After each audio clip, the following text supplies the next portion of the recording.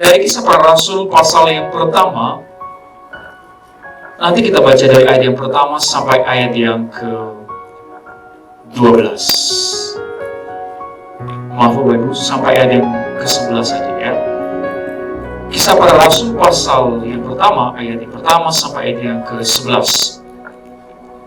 Sebelum saya menyampaikan firman Tuhan ini, saya mau cerita sedikit. Ada 3 orang sahabat, namanya Ahok, Anis, dan Sandi. Kita tahu bersama mereka bersahabat, benar ya? Jangan bawa-bawa Jokowi dulu. 3 orang sahabat namanya Ahok, Anis, dan Sandi. Mereka pergi berkemah, lalu camping. Mereka satu tenda. Mereka berbincang lalu ketiduran. Tiba-tiba di tengah malam hari, Ahok terbangun. Dia lihat, bintang. Dia bangunkan Sandi, bilang, Sandi bangun. Coba lihat ke atas. Apa yang kamu lihat? Sandi bilang, secara astronomis, kita sedang melihat gugusan Bima Sakti. Secara astrologis, mungkin besok tidak akan terjadi hujan karena terang sekali. Dan secara teologis, kita sedang melihat ciptaan Allah yang luar biasa. Dia bilang, bagus. Dia mengangkat Anis, bilang, Anis bangun, apa yang kamu lihat? Anis mulai berpuisi. Dari terbitnya matahari sampai terbenamnya. Sekarang bintang yang terbit. Kita melihat ciptaan Allah yang luar biasa. Betapa kita tidak bersyukur melihat semua ini. Aku berkata kepada mereka, kamu berdua lebay. Kalau kamu bisa lihat tembus ke atas, itu artinya seseorang sudah mencuri tenda kita. Kalau kamu bisa melihat tembus ke atas, artinya tenda kita sudah hilang. Masalah utamanya, miss. Saudara, seringkali kita itu, kalau ditanya tentang kehidupan, kita akan berbicara ini, dan itu. Seperti Sandi, kita akan secara teologi, secara astronomis, secara filosofis, segala macam. Karena kita berpendidikan mungkin. Atau kita seperti Anis, kita mulai berpuisi dengan romantis. But the real point is, our tent is gone. Tenda kita sudah hilang. Saudara guys Tuhan, kalau saya bertanya kepada saudara, apa visi saudara? GBI punya visi setiap tahun. Tahun ini adalah tahun permulaan yang baru. Tahun 2019, visinya adalah tahun kelahiran yang baru. Sebuah perusahaan, tadi barusan saya berbincang dengan Pak Kepala, Koordinasi Maranatha ya, pasti punya visi Pak ya, pasti punya visi. Perusahaan Bapak Ibu bekerja atau perusahaan yang Bapak Ibu dirikan, pasti ada visi. Kenapa kita membuat visi kepada sebuah perusahaan yang kita dirikan? Supaya perusahaan itu mempunyai arah dan tujuan. My question is, what is your vision? Menjadi seperti Kristus. Semua kita setuju, amin? Amin. Coba, colek kiri kanannya. Mari menjadi seperti Kristus. Haleluya. Yang tidak ada sebelah kirinya jangan ya, jangan. Saudara dikasih Tuhan, visi kita adalah menjadi serupa dengan Kristus. Bukan sukses semata, bukan berkelimpahan semata. Nanti seiring dengan menjadi serupa dengan Kristus, Tuhan akan tambah berlimpah. Tapi itu bukan visi kita. Tapi banyak orang visinya adalah itu. Apa bedanya kita dengan bangsa-bangsa lain yang tidak mengenal Allah? Kita bangsa yang mengenal Allah, maka visi kita berbeda. Saya setiap hari Jumat Bapak Ibu, saya khotbah di perusahaan-perusahaan. Dan pertanyaan ini saya selalu tanyakan, what is your vision? Dan kebanyakan jawaban mereka adalah menjadi sukses secara materi. Dan kita tidak bisa pungkiri itu karena mereka bekerja di marketplace. Tapi itu tugas saya sebagai hamba Tuhan mengarahkan mereka ke mana. Semenjak Anda menjadi anak-anak Allah, visi Anda bukan sekedar menjadi sukses, tapi menjadi serupa dengan Allah. Karena tanpa visi itu, saudara, kita bisa hilang arah. Kita bisa kompromi dengan dosa. Tapi kalau kita punya visi, saudara, kalau kita punya visi, kita nggak akan mengorbankan kekudusan kita hanya untuk materi. Justru kita korbankan materi itu demi visi kita. Asal saya tetap kudus, asal saya tetap serupa dengan Tuhan, saya jangan jaga kekudusan saya. Maka mulai hari ini jaga visi itu. Dan saudara yang kasih Tuhan, Kisah Para Rasul, mari kita baca ayat yang pertama, pasal yang pertama. Hai Theophilus, dalam bukuku yang pertama, aku menulis tentang segala sesuatu yang dikerjakan dan diajarkan Yesus.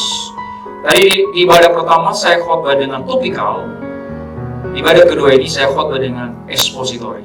Jadi saya eksposisi ayat per ayat. Saudara dikasih Tuhan itu dikatakan, hai Theophilus, dalam bukuku yang pertama. Siapa yang menulis Kisah Para Rasul? Dia adalah seorang bernama Lukas. Lukas adalah seorang dokter, seorang yang hidup dalam kelimpahan.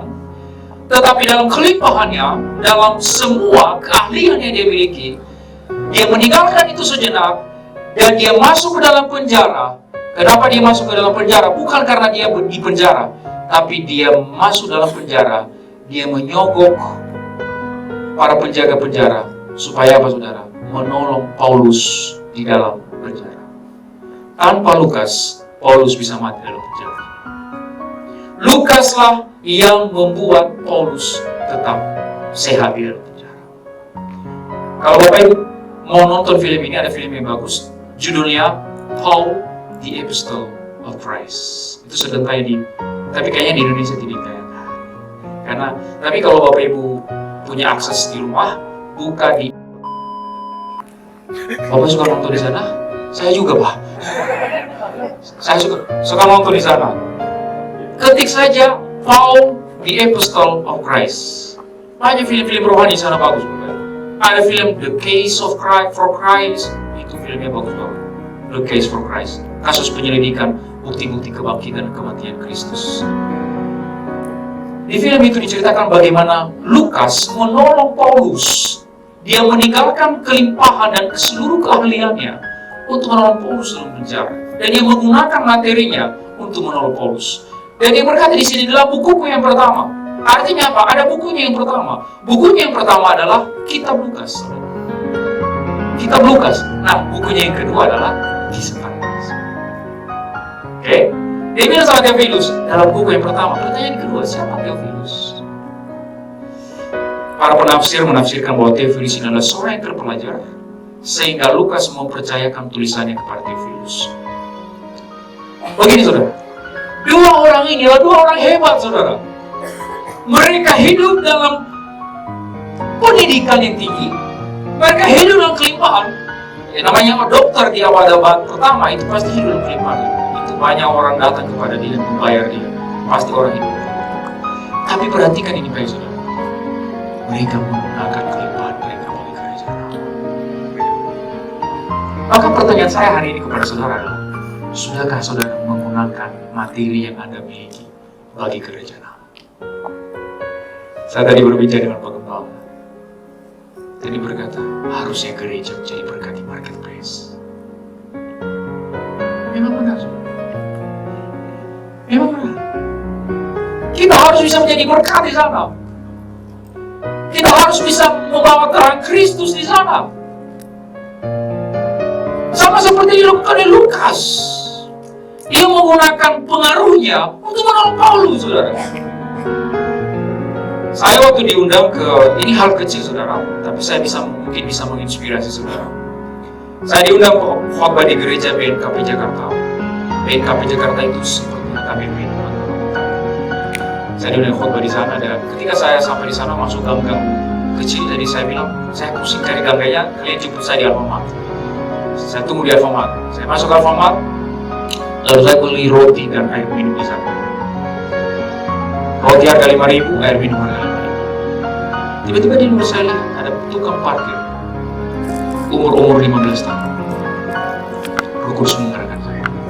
Roh Kudus bilang kepada saya, beli roti dan air minum yang sama seperti yang kamu minum.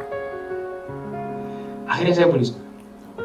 Saya beli air minum dan roti yang sama seperti yang saya makan. Saya keluar. Hey, bro, gimana kabar? Iya bang. Biasa kan kalau iya bang. Gimana kabar bro? Ini ada minum nih, ada roti. Oh iya, makasih bang. Udah duduk sebentar kita ngomong. Mumpung gue lagi nungguin ini teman. Oh iya bang, tinggal di mana? Kelas berapa? Masih ada orang tua? Saya tanya semua itu. Akhirnya kami berbincang. Bapak Ibu tahu apa yang terjadi? Tiba-tiba 5 menit kemudian, dia mulai meneteskan air mata. Dia berkata kepada saya, Pak, saya butuh dipulihkan. Akhirnya saudara, saya bilang dalam hati, ini yang saya tunggu. Kesempatan mengabarkan Injil. Ini yang saya tunggu nih. Akhirnya saya berkata, saya tidak minta bro pindah agama. Bro. Tapi hari ini, saya beritakan Kristus yang aku percaya. Jika kau membuka hatimu bagi Kristus, dan kau percaya sungguh-sungguh kepadanya, hari ini, hidupmu akan dipulihkan. Dan kamu akan menjadi anak Allah. Saya bilang, ikuti doa saya. Kami berdoa di situ. Akhirnya di situ, KKR saya di situ. Yang jemput saya datang, Papa ayo jalan. Saya bilang, tunggu dulu. Saya lagi KKR ini. Saya doakan dia nangis. Saudara, KKR itu gak perlu miliaran rupiah. Gak perlu saudara akan bisa melakukan itu di pagi pinggir jalan. Hanya dengan uang 10.000 menjadi jembatan di antara kami. Saya membeli roti dan air minum. Itu jembatan sehingga perbincangan di antara kami berjalan dengan baik dan apa adanya. My suggestion is, Bapak Ibu pasti punya lebih dari 10.000. Amin. Dengan 10.000 saya bisa membawa jiwa bagi Kristus. Apalagi saudara yang mau katakan amin, yang percaya berikan tepuk tangan beri waktu. Ayo, permasalahannya, apakah kita mau saudara? Apakah kita mau seperti Lukas dan Theophilus? Saudara guys, Tuhan, itu yang pertama. Ayat yang kedua, sampai pada hari yang terangkat, sebelum itu ia telah memberi perintahnya oleh Roh Kudus kepada rasul-rasul yang dipilihnya. Ia memberi perintahnya oleh Roh Kudus kepada rasul-rasul yang dipilihnya. Artinya begini saudara, rasul-rasul tidak bergerak, tidak berjalan, tidak melakukan sesuatu tanpa perintah dari Kristus melalui Roh Kudus kepada mereka. Mereka tidak melakukan apa-apa saudara. Yesus bilang kalian tinggal di sini, mereka tinggal di situ. Yesus bilang kalian bergerak ke sana, mereka bergerak ke sana. Tanpa perintah Allah melalui Roh Kudus, mereka sama sekali tidak bergerak. Apa yang bisa kita ambil di sini? Sudahkah kita bertindak menurut perintah Allah? Atau jangan-jangan kita mengambil tindakan dan keputusan menurut kedagingan kita? Apa yang menguntungkan kita? Apa yang menyenangkan daging kita? Kita pilih itu. Hari ini saudara, firman Allah mengingatkan kita sama seperti rasul-rasul. Mari kita bertindak, tapi bertindaknya setelah ada perintah dari Allah. Tapi kan Bapak Ibu bertanya sama saya, gimana Pak? Saya kan, gimana ya Pak ya? Gak pernah ada suara dari langit. Anakku, ambil tendon itu. Atau anakku, jangan masuk perusahaan itu. Saya yakin tidak ada di sini yang mendengar suara itu. Tapi saudara negasi Tuhan, saya mau bilang begini, dengan membaca firman saja, sebenarnya Tuhan memberi kita hikmat untuk memilih permasalahan kita sehari-hari. Saudara nggak percaya sama saya? Buktikan saudara, kita taruhkan 1 bulan. Bapak Ibu baca tiap hari dengan rajin Alkitab ini. Dari Matius, saya tantang Bapak Ibu perjanjian 1 bulan. Matius sampai baik. Kita bertaruh.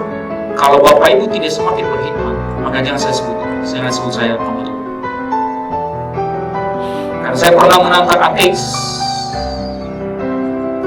Saya tantang dia. Saya berkata kepadanya, kamu baca Alkitab. Yohanes saja. Saya suruh dia baca Yohanes. Saya baca Yohanes, saya tantang dia. Baca Matius sampai Wahyu 2 kali berulang-ulang. Kami tantangan. Bapak Ibu tahu apa terjadi? Ateis itu sekarang sudah mulai membuka. Dia belum menerima Kristus, tapi dia sudah membuka hatinya akan keberadaan Allah. Padahal ateis. Saya hanya suruh dia baca Alkitab. Kebetulan Pak, saya di kampus dosen apologetika. Kenapa kita pilih itu? Itu kerjaan. Banyak anak muda yang saya selamatkan, Bapak Ibu. Karena ateisme itu sudah menyerang banyak sekali ranah kehidupan pendidikan. SMP, SMA diserahkan. Dan kerjaan saya adalah menolong mereka kembali kepada keyakinan akan keberadaan Allah. Saya kasih Tuhan tahu, Pak Saudara, pagi hari tadi sebelum kita berangkat ke sini, siapa di sini yang tidak bercermin? Angkat tangan. Saya tidak mau angkat tangan karena saya bercermin. Setiap kita pasti bercermin. Kita akan melihat, oh, rambut saya jatuh di bawah sedikit, saya sisir.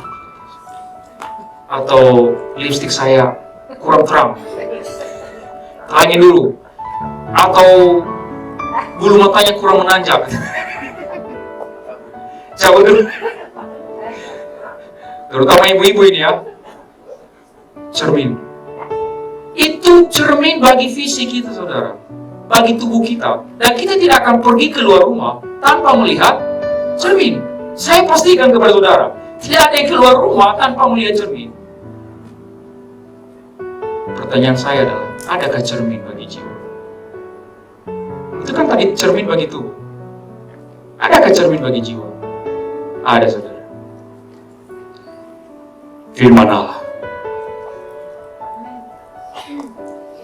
Apakah saudara setiap keluar rumah, sebelum keluar rumah, saudara sudah bercermin?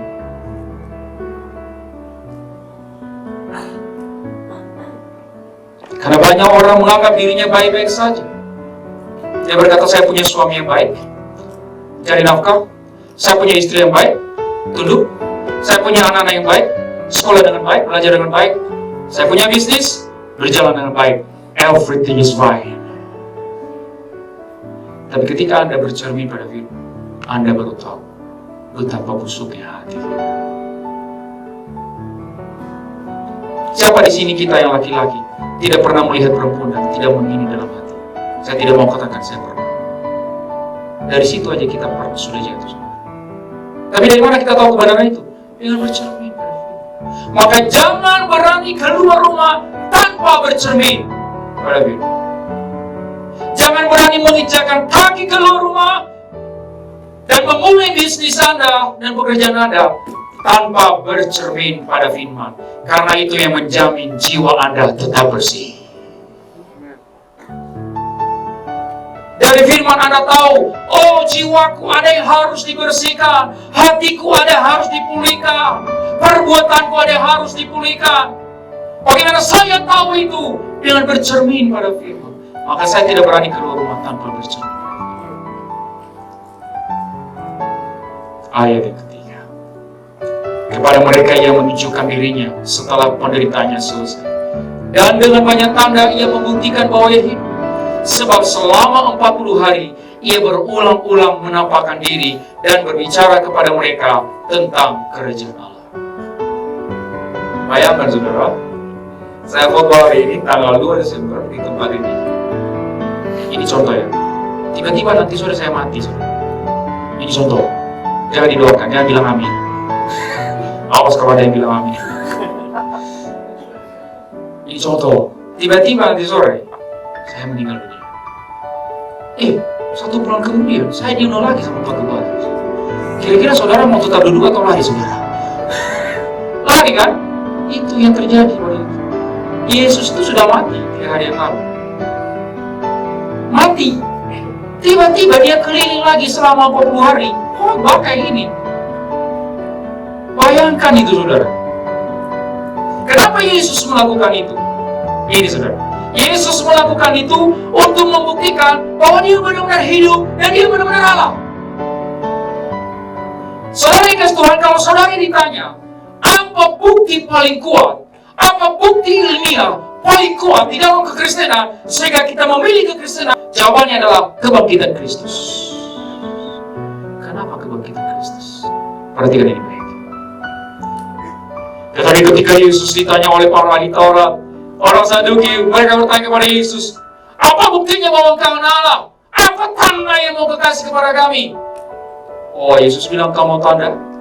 Kepada angkatan ini tidak akan diberikan tanda selain tanda Yunus. Jika Yunus mati selama 3 hari, atau di dalam perut ikan selama 3 hari. Pada hari yang ketiga, dia bangkit kembali, dikeluarkan oleh Allah. Demikian dengan anak manusia, mati selama 3 hari, dan pada hari yang ketiga, dia akan bangkit. Tahukah Bapak Ibu, itu adalah klaim yang paling berbahaya di dalam sejarah manusia. Kenapa berbahaya? Karena bagaimana jika ada orang yang menemukan mayatnya? Kalau ada orang yang menemukan mayat, lalu mereka bilang sama kita orang Kristen, orang Kristen, lihat, Yesus bilang kan dia bangkit pada hari ketiga, ini mayatnya. Tetapi sampai hari ini, mayat itu tidak pernah ditemukan karena dia memang sudah bangkit. Berikan tepuk tangan bagi Yesus yang sudah bangkit. Jadi Anda berada di agama, di keyakinan yang paling terbukti secara ilmiah dalam sejarah. Tidak ada satupun tokoh di dunia yang berani berkata, saya akan mati dan pada hari yang ketiga saya akan bangkit. No one, only Jesus. Hanya Yesus yang berani mengatakan itu. Bukankah Anda harus bersyukur Anda dipilih menjadi pengikut Kristus? Dan kebangkitan Yesus yang membuat para murid berubah 180 derajat. Waktu di Taman Getsemani, saya mau tanya kepada saudara, siapa yang tinggal menemani Yesus? No one. Tidak ada. Semua pergi. Petrus punya bilang, guru, saya akan biarkan engkau ditangkap, dipenjara dan dibunuh. Saya akan berada di depan. Yesus bilang, Petrus, sebelum banyak berkokok, 3 kali engkau sudah menyangkali aku nantinya. Sampai pada hari hanya benar, saudara. Pengecut kan, Petrus? Semua para murid itu pengecut, saudara. Kabur. Bayangkan guru yang melakukan mukjizat selama 3 tahun kepada mereka. Ribuan, bahkan mungkin puluhan ribu mukjizat mereka lihat setiap hari. Tapi mereka tetap meninggalkan Yesus itu di Taman Getsemani ketika dia ditangkap. Lalu apa yang merubah Petrus? Yang merubah Petrus adalah dia bertemu dengan Yesus yang sudah bangkit. Selama 40 hari Yesus bangkit. Sebelum dia naik ke surga, dia berbicara kepada para muridnya, dan dengan cara itu para murid jadi tahu, oh Yesus ini benar-benar Tuhan dan dia sudah bangkit. Tidak ada kuasa apapun di dunia yang melebihi dia. Maka Petrus dengan gagah berani, dia berdiri di hadapan pemuka agama yang sama. Waktu di Taman Getsemani dia takut pada pemuka agama itu, tapi di bait Allah dia tidak takut lagi. Dia berkhotbah, dia berkata, Yesus ini adalah Mesias yang diikrarkan perjanjian lama. Maka 3.000 orang bertobat oleh khotbah Petrus. Petrus yang pengecut menjadi pemberani. Apa yang berubahnya? Pertemuan dengan Yesus yang sudah bangkit. My question is, have you met Him? Sudahkah engkau bertemu dengan Dia secara pribadi dan bukan dari kata orang? Karena hanya pertemuan secara pribadi dengan Tuhan yang membuat orang bisa jadi radikal bagi Injil. Kenapa banyak orang tidak mau jadi radikal bagi Kristus?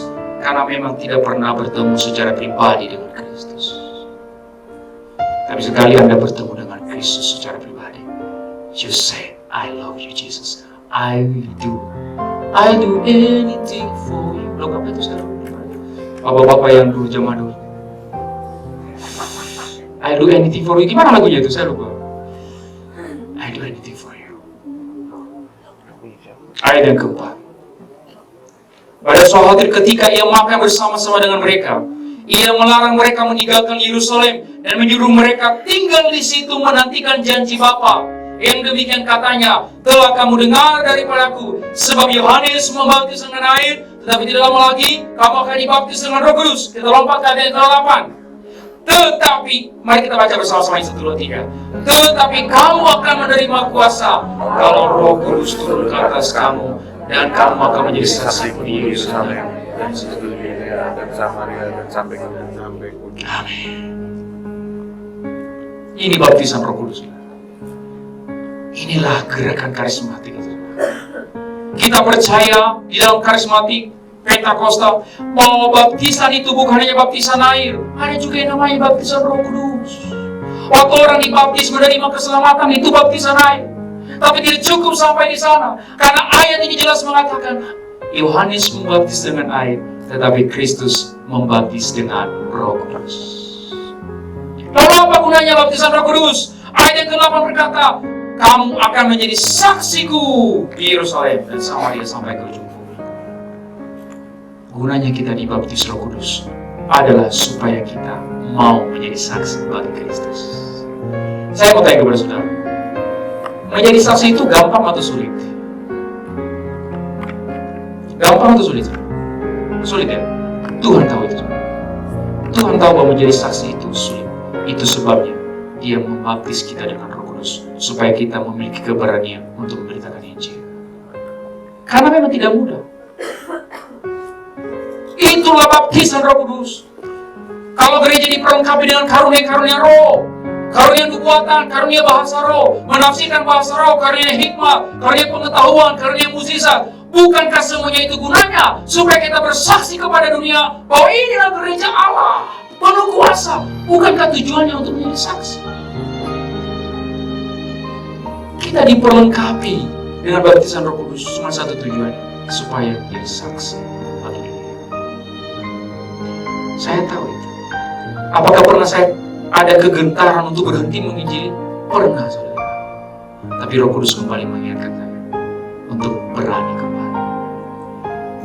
Karena tanpa baptisan Roh Kudus tidak mungkin orang berani mati bagi Yesus.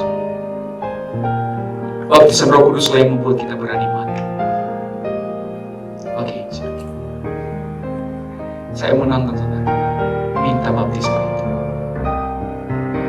Biarlah Tuhan memakai kita menjadi saksinya. Dia berkata di sini, sampai ke ujung bumi. Kalau kita bernyanyi doa yang habis, memperluas daerah. Jangan hanya perluas bisnis, pikirkan juga memperluas daerah penginjilan. Jadi nanti kalau kita nyanyi, kiranya Kau memberkati aku berlimpah-limpah dan memperluas daerahku. Gak apa-apa kita berpikir usaha semakin berkembang, gak apa-apa. Tapi jangan yang sampai di situ, berhenti di situ, jangan. Pikirkan juga memperluas daerah penginjilan. Nah itu harus perfect, harus sempurna. Kita akhiri. Sudah habis waktu. Belum ya? Oke, ayat yang ke-6 berkata, maka bertanyalah mereka yang berkumpul di situ, Tuhan, maukah kepada masa ini memulihkan kerajaan bagi Israel? Ayat yang ke-7 berkata, jawabnya, engkau tidak perlu mengetahui masa dan waktu yang ditetapkan Bapa sendiri menurut kuasanya. Kita lompat ke ayat yang ke-9. Sesudahnya mengatakan demikian, terangkatlah yang disaksikan oleh mereka dan Allah menutupnya dari pandangan mereka. Ketika mereka sedang menatap ke langit, waktu itu tiba-tiba berdirilah dua orang yang berpakaian putih dekat mereka dan berkata kepada mereka, hai orang-orang Galilea, mengapakah kamu berdiri melihat ke langit? Yesus ini yang terangkat ke surga meninggalkan kamu akan datang kembali dengan cara yang sama seperti kamu melihat Dia naik ke surga. Kristus sudah naik ke surga dan dengan cara yang sama Dia akan datang kembali. Itu hal yang pasti dan itu adalah pengharapan kita. Tapi tahukah saudara, satu-satunya peristiwa akhir zaman yang tidak ada tanda-tandanya adalah kedatangan Kristus. Itu sebabnya Dia berkata, aku datang seperti pencuri. Aku datang seperti pencuri. Tidak ada pencuri yang kasih tanda-tanda, saudara. Tidak ada yang pencuri berkata, Pak Joy, nanti malam tolong jam 2 siap-siap. Saya akan datang jam 2 pagi.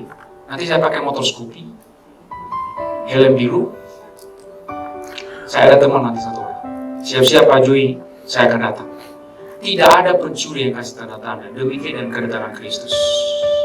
Tidak ada tanda-tanda. Apa artinya, saudara? Ia bisa datang sekarang. Saya lagi begini jari saya, tiba-tiba kita semua terangkat. Amin. Kalau ini bisa, amin. Katakan amin. Amin. Jangan ada yang tertinggal, saudara. Saya berdoa kita semua terangkat, amin. Amin. Saya khotbah di kelas 3 SMP Galatia di Bekasi waktu mereka mau UNBK. Kata mereka persiapan ujian. Saya bertanya kepada mereka, kalian mau gimana? Kalian pilih yang mana? Hari Senin tetap ujian akhir, otomatis ujian yang berat, atau besok Yesus datang dan ujian yang gak jadi?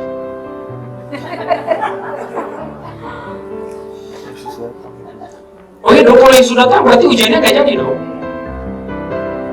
Mereka saling, gimana ya? Akhirnya mereka putuskan, Pak, gak apa-apa Pak, tetap ujian hari Senin Pak. Loh, kok gitu saya tanya? Iya Pak, belum siap Pak dijemput Yesus. Bapak Ibu ini kasih Tuhan, saya berkata kepada mereka di akhir khotbah. The problem is, masalahnya adalah Tuhan tidak tunggu kita siap atau tidak siap. Kalau sudah waktunya, maka tibalah waktunya. Dia nggak tunggu, dia bilang, Yesus jangan dulu deh. Joy belum siap itu. Belum nikah dia. Tunggu dia nikah dulu baru kita datang. No way. Tuh, kedatangan Tuhan yang kedua kali tidak menunggu kita siap atau tidak siap. Itu artinya apa? Kita harus siap. Itu sebenarnya Petrus berkata, nantikanlah kedatangan Tuhan itu. Itu sebabnya saudara kasih Tuhan. Sejengkel-jengkelnya saudara kepada suami, sejengkel-jengkelnya saudara kepada istri, sejengkel-jengkelnya kepada saudara-saudara kepada sesama jemaat, kepada atasan dan kepada bawahan. Tetap jaga kekudusan hatimu. Jangan sampai pada waktu kamu jengkel, Tuhan datang. Amin. Karena tidak ada yang tahu tanda-tanda kedatangan. Tahu saudara, kedatangan Kristus dalam pengangkatan atau rapture itu sebenarnya adalah tanda akhir zaman bagi mereka yang tertinggal. Artinya apa? Setelah rapture itu sudah masuk masa anti Kristus. Barulah timbul angka 66, yang lain binatang buas segala macam itu timbul setelah kita rapture duluan. Jadi kalau mau aman, jaga kekudusan. Kalau nggak jaga kekudusan, nggak aman Pak. Masuk masa anti Kristus Pak. Dan itu penyiksaan Pak. Firman Tuhan berkata tidak ada penyiksaan sekejam itu dalam sejarah manusia. Itu penyiksaan paling berat dalam sejarah manusia. Orang akan dicari, dikejar, dan dibunuh. Sama seperti film-film yang saudara lihat. Tapi lihat Bapak Ibu, kalau saudara jaga kekudusan, kita aman terhadap semua itu. Karena kita diangkat dulu. Itu sebabnya hari ini, sejengkel-jengkelnya saudara kepada khotbah saya. Jaga kekudusan hati. Ini anak. Setahu saya lebih tua dari baju ini kayaknya. Khotbahnya kayak gitu, keras banget begitu. Jaga hatimu saudara.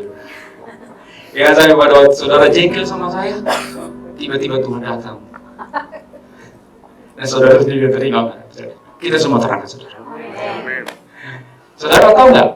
Ini ayat yang saya sampaikan ini kalau di kampus ini 1 semester saudara. Karena firman Tuhan yang saya bahas ini ada kristologi di situ, ada eklesiologi di situ, ada eskatologi di situ akhir zaman, ada tentang gereja, ada tentang Kristus, ada tentang pneumatologi tentang Roh Kudus tadi. Jadi saudara kasih Tuhan saya persingkat menjadi 1 jam kurang lebih. Yang harus diajar 1 semester. Free. Saudara, berikan tepuk tangan bagi Tuhan Yesus. Mari kita bagi berdiri saudara. Mari kita bagi berdiri.